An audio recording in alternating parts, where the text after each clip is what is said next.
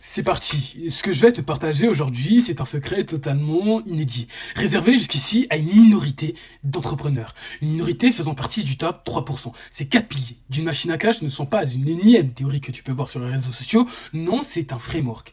Le framework des géants comme Alex Hormozy, Russell Brunson ou même Naval Ravikant appliquent dans l'ombre et crois-moi.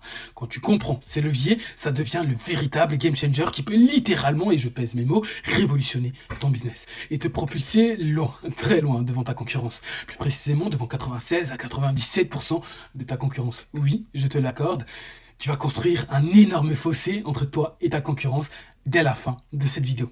Aujourd'hui, tu bosses dur. Tu bosses extrêmement dur et je sais parce que j'étais dans ta situation avant. Maintenant, soyons francs. Tes résultats plafonnent. Tu postes du contenu, tu prospectes, tu testes des stratégies, mais de toi à moi, à la fin, tu as toujours cette même impression. L'impression de pédaler dans le vide. Et tes concurrents, eux, avancent. Certains explosent parce qu'ils ont justement structuré ces piliers. Ils ont justement implémenté les 4 piliers insane, inédits, que je vais te montrer dans cette vidéo. Que ce soit conscient, de manière consciente ou inconsciente. Ils les ont implémentés. Et toi, tu restes dans le brouillard, sans vraie méthode solide pour te permettre de scaler, pour te permettre de passer au prochain palier, au prochain niveau qui pourra te permettre d'atteindre les 50, voire même 100 000 euros par mois, qui pourra te permettre de bâtir un énorme fossé entre toi et ta concurrence. Donc maintenant, écoute bien. Je sais très bien qu'à côté de cette vidéo, il y a des miniatures plus attrayantes, il y a des titres, des sujets plus attrayants. Mais si tu veux vraiment scaler ton business, si tu regardes pas cette vidéo jusqu'au bout, tu vas continuer. Tu vas continuer à tourner en rond. Tu vas continuer à répéter les mêmes erreurs et perdre des mois, voire même des années. Tu vas continuer à avoir cette hémorragie dont tu ne te rends même pas compte. Cette hémorragie de leads, de centaines, voire même de dizaines, de milliers de leads. Cette hémorragie de milliers, voire même de dizaines, des centaines de milliers d'euros que tu perds chaque mois. Et ce, sans t'en rendre compte. Et pendant ce temps, ceux qui auront capté ces 4 piliers que je vais te présenter dans cette vidéo, exactement comme l'ont fait des entrepreneurs aujourd'hui qui sont multimillionnaires, vu que, spoiler alert, ces 4 piliers, je ne les ai pas captés tout seul, je me suis inspiré de business de proches qui sont eux multimillionnaires, j'ai étudié en détail leur business pour bâtir ces 4 piliers. Les personnes qui auront capté ces 4 piliers vont construire leur propre machine à cash. Ils vont faire en sorte que leur business leur rapporte de l'argent, et ce même quand ils dorment. Ils vont construire un système antifragile, prendre des parts du marché. Quant à toi, ils vont te laisser sur la touche. Donc crois-moi, cette vidéo, c'est la vidéo à ne pas rater. Si tu as envie de te bâtir une machine à cash antifragile, si tu as envie de te coucher manquant, si tu as envie de bâtir un fossé entre toi et tes concurrents. Toi, tu seras littéralement ici, et tes concurrents seront ici. Sans plus tarder, on va passer aux 4 piliers, vu que jusque-là, je te parle des 4 piliers, mais tu ne sais sans doute pas ce qu'est réellement les 4 piliers. Premièrement, une offre irrésistible, c'est vraiment le cœur battant. Mathis Chloé dit que pour passer de 0 à 50 000 euros par mois, il te faut juste une offre irrésistible. Là, on va résumer dans des points ultra vite, mais qui seront vraiment full value, genre vraiment insane. C'est quoi les piliers d'une offre irrésistible sans pour autant m'attarder dessus, ok, vu que là, dans cette vidéo, j'ai quand même envie de traiter surtout l'acquisition. Ensuite, système d'acquisition prévisible. Ça sera la fusion du direct, indirect. Je vais te montrer aussi comment formuler tes relances. On va revoir la théorie de Jordan Belfort et du coup, le loup de Wall Street, la personne derrière le test, vends-moi ce stylo. Et on va rajouter un facteur, tu vas voir un facteur juste inédit que toutes les entreprises appliquent. Donc, je vais te montrer pourquoi, en gros, sa théorie est incomplète, ok ? On va voir les compétences de conversion et persuasion. Donc ça, je vais vraiment passer vraiment en vite fait dessus, en vif dessus. Pourquoi ? Parce que j'ai déjà fait une vidéo là-dessus. J'ai pas envie de m'attarder, j'ai pas envie que cette vidéo dure 20-30 minutes non plus. Et pour finir, on va cartographier et améliorer tes systèmes. Genre, on va te montrer comment est-ce que tu vas pouvoir bien cartographier, quels sont les éléments à prendre en compte lorsque tu vas cartographier tes systèmes pour te construire un système antifragile. Encore une fois, j'ai pris cette méthode de multimillionnaire, je te promets, ça vaut le coup d'œil. Genre, juste jeter un coup d'œil, tu vas voir que ta compréhension rien que de ton business, de ton acquisition, après va faire un bond en avant. Ça sera littéralement game changer. Cette vidéo sera game changer. Donc on va passer au premier point, l'offre irrésistible. Donc, je pense que tu le sais, mais sur une offre claire, polarisante et impossible à comparer, ton système ne démarrera même pas. Alors, ce qu'il faut savoir, c'est que le problème, déjà, avant de parler d'offre, il faut parler d'avatar. Le problème de la plupart des personnes, c'est que ils vont avoir un avatar, mais ils vont le formuler un peu à la one again. Ok ? Je vais te montrer les 4 piliers à avoir à prendre en compte lorsque tu vas faire ton avatar. Premièrement, géographique. Géographique, ça va surtout répondre à la question où. Où est-ce qu'il se situe, où est-ce il a l'habitude de voyager, est-ce qu'il est en ville, est-ce qu'il est potentiellement en périphérie de ville, est-ce qu'il est comment on appelle ça, dans des villages, etc., etc.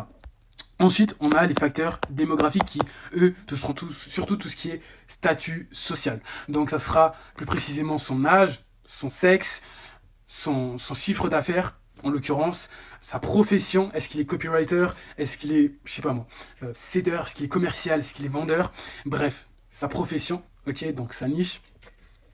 Il y a quoi d'autre je crois dans le démographique, c'est tout. Ensuite, on aura psychologique. Niveau psychologique, ça sera sa manière de parler, vu que petit spoiler alert, qui est vraiment extrêmement important à savoir, donc reste bien concentré, mais un coach business, un coach business n'aura pas le même langage, du coup, qu'un coach sportif.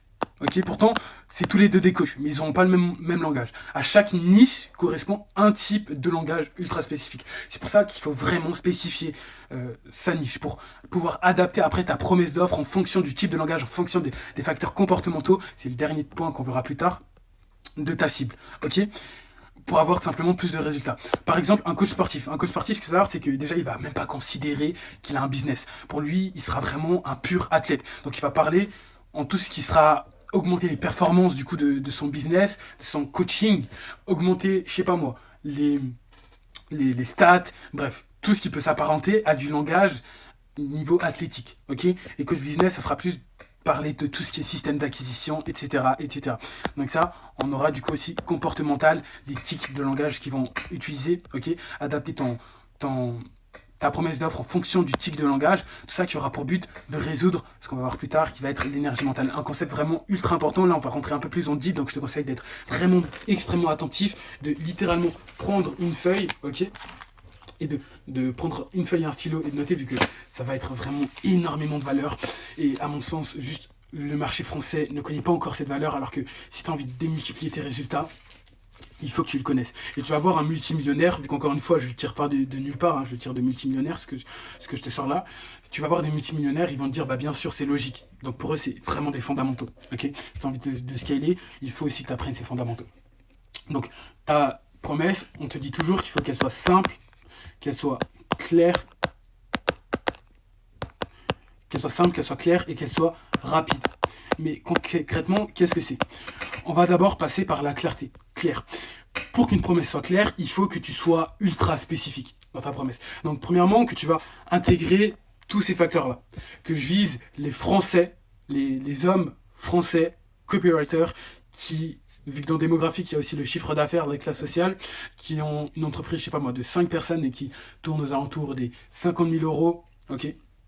Et ensuite, tu vas bien évidemment, qui sont sur Instagram, vu que tu t'es remarqué que le comportemental, j'ai oublié de le préciser, mais comportemental, ça sera aussi tout ce qui sera comment est-ce qu'il va prendre ses décisions, ok, pour acheter chez une personne, comment est-ce qu'il va, quel tic de langage est-ce qu'il va utiliser, quelle plateforme est-ce qu'il va être le plus présent, ses habitudes, est-ce qu'il regarde plus des shorts, est-ce qu'il regarde plus des vidéos longues, etc., etc. Donc toutes ces petites habitudes-là, psychologiques, il y aura bien évidemment tout ce qui sera croyance limitante, tout ce qui sera sa manière de penser, tout ce qui sera son goal, ok, sa situation rêvée, tout ce qui sera ses comment est-ce qu'on dit déjà, ses objections liées à l'achat, que ce soit consciente ou inconsciente, ces facteurs de vie qui vont rentrer en compte lorsqu'il va vouloir acheter des trucs. Donc voilà, faut que ce soit clair. Faut que ce soit clair, que tu intègres toutes les datas que tu as pu récolter sur ton avatar là, dans ton truc. Comme ça, on sait de manière ultra précise qui tu vises et surtout de manière précise ce que tu promets. Faut pas que tu promettes 10 000 euros, ok? Faut pas que je te dise dès la fin de ce truc tu auras 10 000 euros. Pourquoi? Parce que chaque business est différent, chaque business va réagir de manière différente, surtout chaque personne va réagir de manière différente à la méthode que tu vas essayer d'implémenter dans son business. Donc des fois ça va fonctionner extrêmement bien, des fois ça va fonctionner un peu moins bien que chez d'autres. Donc il faut toujours que tu promesses une tranche en fait, que tu gagnes soit entre 5 000, soit entre 10 000 euros par exemple, ok? Donc, clair. Ensuite, il faut que ce soit simple. Pour ce faire, on va intégrer le concept, la notion qui est l'énergie mentale. On a tous une énergie mentale qui est extrêmement limitée dans la journée. À chaque fin de journée, cette énergie mentale, elle va se reset. Donc, il faut que ta promesse d'offre ton offre, lorsque tu vas le pitcher à ton prospect, ça lui prenne peu d'énergie mentale à comprendre. Pourquoi? Parce que si ça lui prend énormément d'énergie mentale, il va trouver que ton offre va être extrêmement complexe. C'est d'ailleurs pour ça qu'il faut que tu implémentes le langage de ta cible. C'est pour ça qu'il faut que tu cibles soit extrêmement niché, ok, comme ça tu peux implémenter toutes les datas pour que ton prospect se reconnaisse, premièrement, donc que ça lui prenne moins d'énergie mentale, que tu puisses utiliser son langage, donc que ça lui prenne moins d'énergie mentale, bref, tout doit être pensé pour que ça lui prenne moins d'énergie mentale. Donc, si ton prospect perçoit ton offre comme étant trop complexe, il va tout simplement se détourner, et si c'est trop complexe, ça veut dire que ça nécessite une grande énergie mentale pour comprendre ton offre, ok, il va se détourner de ton offre, il va aller voir chez tes concurrents. Le concept d'énergie mentale, et pour finir, le concept de rapidité. Bien évidemment, si je te dis, tu vas obtenir 1 million en 6 mois, voire même 1 an, ça sera beaucoup moins attractif que si je te dis, je vais te faire obtenir 1 million en 3 mois. Ok, donc le concept de rapidité va rentrer en compte.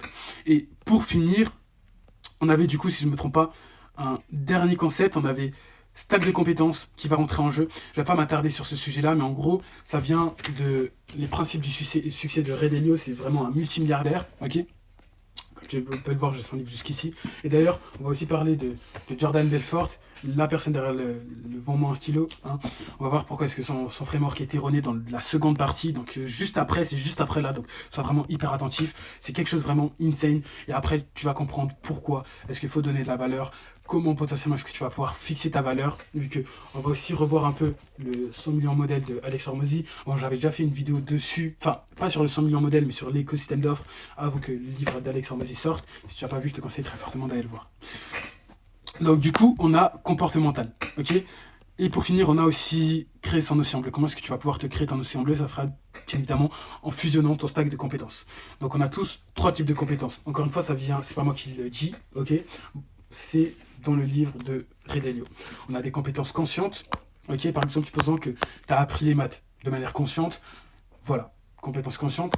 Inconsciente, tu n'as jamais fait de maths, mais tu as toujours été un meilleur mathématicien que les autres, c'est inconscient, ok, et ce sans même te rendre compte, tu as plus de facilité au calcul, que ce soit mental, aux additions, calculs complexes que les autres, inconscient, ou même et expérientiel, ok. Expérientiel, ça sera via des expériences que tu as vécues de manière répétée et qui t'ont fait acquérir une compétence. C'est aussi simple que ça. Donc tout ça, tu dois l'intégrer dans ton offre. Ça, c'est pour te créer un océan bleu. Ça, c'est pour rendre ton offre plus attractive. D'ailleurs, il y a une dernière notion dont on n'a pas parlé pour rendre ton offre extrêmement attractive, qui sera la notion de statut social. L'être humain est un être extrêmement sociable. Donc, si tu intègres des facteurs conscients de statut social, si il remarque que ça de manière consciente ou inconsciente, que à la fin de ton offre, son statut social va augmenter, il sera beaucoup plus apte à venir chez toi. Ça va passer par ton personal branding personnel et le personal branding que tu vas faire acquérir à ton client. Tout simplement. Personal branding personnel, ça sera quoi? Par exemple, si je te dis tu vas travailler avec Steve Jobs ou Elon Musk, tu seras beaucoup plus apte à être d'accord, bien évidemment, si tu éprouves de l'attirance envers eux, ou même Alex Hormozy, tu seras plus apte à travailler avec eux que si je te dis tu vas travailler avec Jean-Michel qui a fait 1 million d'euros mais qui n'est pas connu. Ok? C'est logique. Donc ton personal branding va extrêmement influencer. Pourquoi? Parce que, encore une fois, statut social. L'être humain apporte extrêmement d'importance au statut social. Là, je peux te dire, supposons que je suis un mec ultra connu, ok, je te dis j'ai fait 1 milliard, je suis connu vraiment mondialement, mais que je te fournis pas de preuves. Tu vas me croire. Pourquoi? Parce que j'ai un bon statut social. Et que inconsciemment, ça va me rendre légitime. Or, et si je te dis qu'en plus de ça, tu vas acquérir toi-même, enfin ton statut social à la fin, la manière dont tu es perçu, dont tu es perçu du coup par que ce soit tes proches ou même les personnes avec qui tu travailles, avec qui tu collabores, va changer en bien évidemment, tu seras encore plus attrayant, enfin mon offre deviendra plus attrayant vis-à-vis de toi, ok. Donc c'est vraiment tout ce qu'il y a à intégrer dans ton offre. C'est pour ça que je t'ai dit de prendre une feuille et un stylo et de noter tout comme tu peux le voir, et j'ai vraiment bombardé de valeurs sans m'arrêter, ok. Maintenant, on va passer au numéro 2. Ça, c'est ma partie préférée vu que je vais modifier la formule ultra connue qu'a fait Jordan Belfort, le loup de Wall Street. Ok. Et tu vas voir, encore une fois, c'est quelque chose de juste insane. Genre vraiment. En fait, c'est tellement simple, c'est tellement logique. Et encore une fois, je pourrais te donner des exemples concrets de ce que j'affirme, de ce que j'avance. Toi-même, tu vas te dire, mais pourquoi est-ce que j'ai pas capté ça plus tôt? Mais avant ça, on va commencer par qu'est-ce qu'il faut que ton système d'acquisition a. Premièrement, il ne faut jamais que ça se repose sur un canal unique. Ok, si tu as un problème avec la prospection, dans ce cas-là, tu seras bloqué dans toute ton acquisition. Si tu as un problème avec les ads et que tu fonctionnes que ça, tu seras bloqué dans toute ton acquisition. Donc il faut utiliser la prospection et les ads. Attention, la plupart des personnes vont faire ça. Il y a un funnel pour la prospection et un funnel pour les ads. C'est faux. Il faut que les funnels se corrèlent. Ça veut dire que tu as un funnel qui fusionne prospection et ads. Ok ? Et qu'à côté de ça, tu fasses un autre funnel, bien évidemment. Première chose à savoir. Pourquoi ? Parce que dans ton funnel, il va falloir que tu fusionnes le contact direct et l'indirect. D'ailleurs, petit tips comme ça, vu que je pense que tu le sais, mais je suis un peu gentil. Petit tips, quand tu vas commencer, quand tu vas rentrer sur une nouvelle niche, un nouveau marché, priorise toujours le contact direct. Qu'est-ce que c'est ? Le contact direct, c'est tout ce qui sera, par exemple, prospection, cold calling, bref, là où tu pourras parler directement à ton prospect. Ok ? Là, c'est des vidéos YouTube, donc c'est un contact indirect. Mais priorise le fait de parler directement avec ton prospect. Pourquoi ? Parce que ce sera beaucoup plus simple pour toi de recueillir des données après. Donc, il faut que tu fusionnes le contact direct et indirect. Après, supposez que moi, je commence en prospection. Ok ? Je fais de la prospection. Dans ma trame de prospection, je vais intégrer un moment là où je vais lui envoyer tout simplement une vidéo. Et supposons que maintenant, j'ai des disponibilités, toujours 7 jours de disponibilité. Ok ? Il peut réserver sur 7 jours. Comment est-ce que je vais faire ? Ça va être simple. Jour 2, je lui envoie une relance vidéo. Jour 3, je lui envoie une relance écrite pour savoir s'il a pu voir la vidéo. Donc encore une fois, je fusionne direct et indirect. Direct, du coup, voir s'il a pu voir la vidéo, et indirect, lui envoyer une vidéo, tout simplement. Jour 4, nouvelle vidéo. Jour 5, prospection pour savoir s'il a pu voir la vidéo. Et là, on va attendre jour 6, rien du tout. Ok, jour 7, un peu avant l'appel, je vais lui faire un cold call pour savoir si c'est toujours bon. Donc là, pourquoi est-ce que tu vas me dire, est-ce qu'on va devoir lui intégrer, lui envoyer des vidéos ou autre ? C'est parce qu'on va intégrer quelque chose, ok ? Là, c'est là où on va passer au framework de Jordan Belfort. Donc je te conseille vraiment d'être hyper attentif à ces parties-là. Je te conseille encore une fois de prendre ton stylo, de prendre une feuille et de noter, ok ? Tout ce que tu vas voir du moins dans cette partie-là. Donc déjà, ce qu'il faut savoir, c'est que comment est-ce que tu vas devoir formuler ton système. Genre les points les plus importants de ton système d'acquisition, comment est-ce que ça doit se faire. Il faut savoir que ton système d'acquisition, il a plusieurs buts. Premièrement, ça sera d'augmenter le niveau d'awareness de ton prospect. Donc niveau d'awareness, je le rappelle, c'est niveau 1, il n'a pas conscience de son problème et des solutions. Niveau 2, il a conscience de son problème, mais pas des solutions. Niveau 3, il a conscience de son problème, des solutions, mais pas encore de ta solution. Niveau 4, il a conscience de son problème, des solutions de ta solution. Niveau 5, il a conscience de son problème, des solutions de ta solution. Il est prêt à payer ta solution. Là, je vais te montrer comment est-ce que tu vas pouvoir faire passer du coup de niveau 1 ou 2 au niveau du coup, au dernier niveau qui est le niveau 5. Donc, je disais, excuse-moi, mon stylo est tombé. Ça va être vite. Niveau 5. Ce qu'il faut savoir, c'est qu'on a, encore une fois, Jordan Belfort, le curriculum de la confiance. On a 3 curriculums de la confiance qui vont de 1 jusqu'à 10. Ok ? Attends, je vais effacer ça. Hop. Je vais mettre ça. Comme ça, c'est mieux. Qui vont du coup de 1 jusqu'à 10. Comment est-ce que ça va se passer ? On a celui de la confiance. Ok ? Confiance, du coup, curriculum de la confiance, je pense que tu t'en doutes. Il faut qu'une personne qui achète chez toi, elle ait confiance en toi, elle ait confiance en ton entreprise, et elle ait confiance pour finir en ton service. Maintenant, à présupposer que du coup ça va aller de 1 à 10. Mais attention, c'est pas parce que c'est à 10 que la personne va forcément acheter chez toi. Non, ça veut dire juste qu'elle a beaucoup plus de chances d'acheter chez toi. Première chose. Deuxième chose, il faut pas qu'il y ait 1 ou 2 qui sont à 10, mais vraiment que les 3 soient sur 10. Ok ? Que ces 3-là soient sur 10. Maintenant, à présupposer qu'il a le même niveau de confiance en toi qu'aux autres personnes. À ton avis, qu'est-ce qui va tout simplement te permettre de te différencier des autres ? Ça sera le degré de valeur. Et ça, encore une fois, c'est ce que les Hormozy ont bien compris, c'est ce que Mathis Clouet a bien compris, The Valeur a bien compris, bref, tout le monde a bien compris. Donc ça sera le degree value. Ça va permettre beaucoup de choses. Ok ? Premièrement, ça va permettre de changer ta perception du closing. Là, actuellement, ou même de ton système d'acquisition. Là, actuellement, ton problème, c'est comment faire en sorte à ce que les personnes viennent chez moi. Tu vas voir qu'en intégrant ce concept-là, tu vas passer de comment à juste quand est-ce que les personnes vont passer à la carte bleue. C'est ce que Mathis Clouet, d'ailleurs, dit. Ok ? Première chose. Deuxième chose, ça va te permettre d'augmenter vraiment à 10 le j'ai confiance en toi, j'ai confiance en ton entreprise et j'ai confiance en ton service. Ok ? Donc ça va te permettre vraiment tout ça. Genre ça va aussi t'assurer de faire en sorte à ce que les personnes, enfin ça va être un élément qui va t'assurer faire en sorte à ce que les personnes qui vont rentrer chez toi, ok, donc dans ton système d'acquisition, dans écosystème d'acquisition auront très très peu de chances de ressortir. D'ailleurs, il y aura une autre vidéo qui sera sur les 3 différents niveaux d'écosystème d'acquisition. Je te promets, ça encore, ce sera une vidéo, une pépite de valeur. Une dinguerie, genre vraiment. Maintenant, passons. Qu'est-ce que c'est que le principe de degree value? Ce qu'il faut savoir, c'est qu'on a tous un certain degré de valeur pour faire confiance à 100% chez une personne. Ok? Genre vraiment. T'as une personne, tu fais tellement confiance, vu qu'elle t'a apporté tellement de valeur, que si maintenant elle te dit que mon offre elle est à 10 000 euros, t'es prêt à débourser ta carte bleue. Ok? Regarde. Alex Hormozy, il a fait 100 millions d'euros en une soirée. Pourquoi? Parce qu'il a apporté tellement de valeur, il a tellement augmenté le niveau de degree value que c'était plus qu'une question de temps avant qu'il propose une chose et que les personnes passent à l'action, mettent leur carte bleue. C'est tout, c'est aussi simple que ça. Donc, on a tous un certain degré de valeur. Ton but, c'est d'implémenter de la valeur pour faire monter tout simplement ce degré de valeur chez tes prospects. Ok?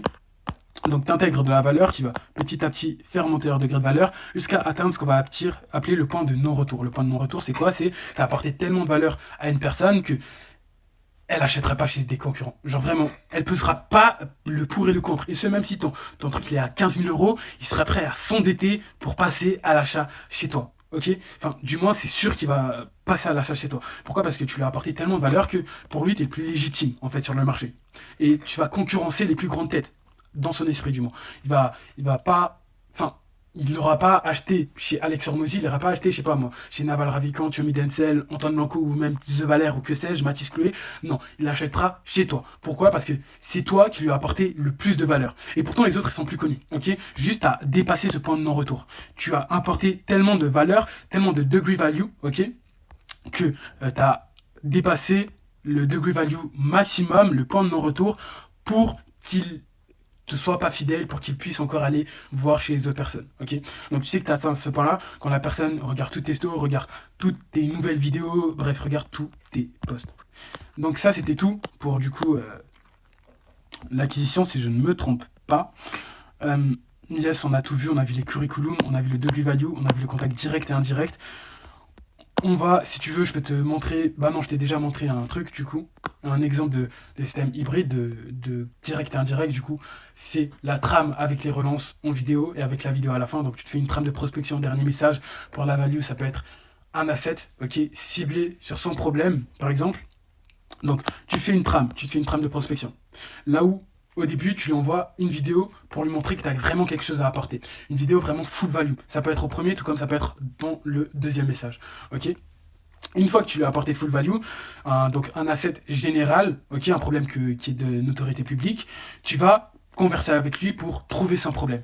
Une fois que tu as trouvé son problème, tu vas lui envoyer une vidéo, et ça sera un asset précis sur son problème. Là où tu vas encore une fois lui apporter full valeur. Après, tu vas booker un call, tu vas faire les relances comme je t'ai dit. Donc, jour 2, une vidéo, contact indirect. Jour 3, tu lui demandes s'il a pu regarder la vidéo. Jour 4, vidéo. Jour 5, regarde s'il a pu regarder la vidéo. Ensuite, quelques heures avant avant l'appel, simplement tu vas le cold coller pour savoir si la personne est toujours chaude et pour en profiter de le jauger un peu, ok? Jauger un peu, instaurer une bonne ambiance entre toi et lui et pour vraiment asseoir cette posture non seulement d'expert mais aussi d'allié et non de vendeur. Vu que personne n'aime les vendeurs, tout le monde aime les alliés, tout le monde aime les consultants, tout le monde aime les conseillers. Maintenant, 3 compétences de conversion et de persuasion. Donc là, je vais vraiment passer en vif dessus, ok? Mais ce qu'il faut savoir, c'est que même avec une bonne offre et un bon système, tu auras beau avoir un flow incessant de leads, si tu n'as pas de bonnes compétences en conversion, bah, tu n'arriveras pas à convertir tes leads. Donc ça va passer par quoi? Par la maîtrise de ton script, ok?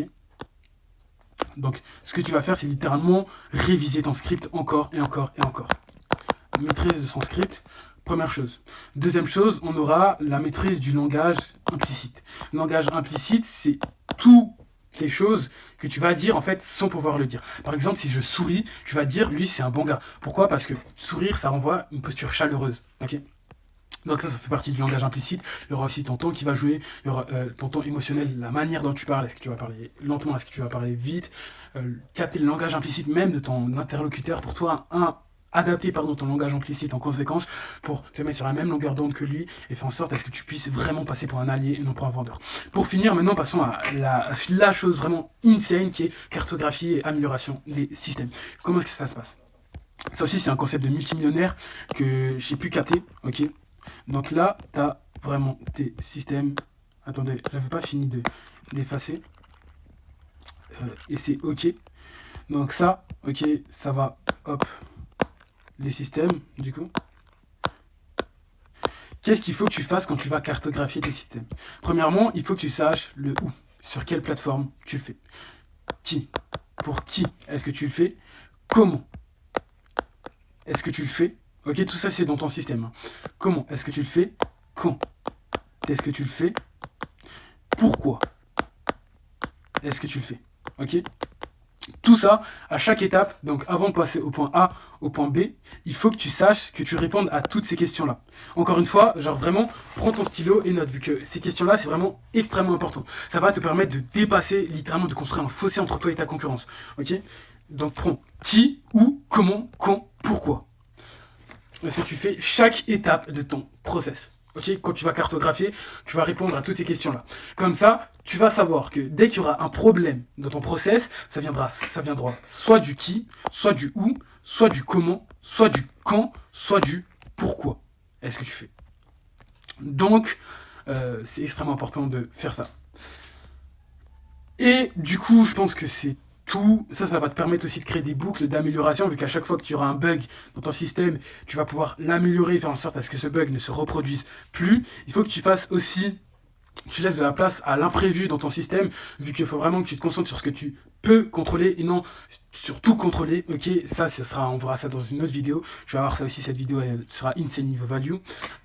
Donc laisse une place à l'imprévu et prévois un process. Prévois un process pour répondre justement à ces imprévus. Dès qu'il y a un imprévu, tu peux le capter, tu peux prévoir les signes des imprévus et te permettre du coup de réagir en conséquence. Ok. Déjà, ce qu'il faut savoir, c'est aussi qu'il y a plusieurs catégories d'imprévus. On verra ça vraiment dans une autre vidéo. Je te conseillerais fortement d'aller voir si tu as encore une fois envie de booster ton acquisition, d'augmenter de 10, 30, voire même 50% ton acquisition. Donc pour finir, voici du coup le framework à implémenter chez toi. Si tu as envie de les différentes étapes à implémenter, si tu as envie d'avoir une croissance stable, scalable et non dépendante du hasard. Ok. C'était tout, c'était Jovic. J'espère que tu n'as pas oublié de t'abonner. On se dit ciao. C'était metascale.io. À la prochaine.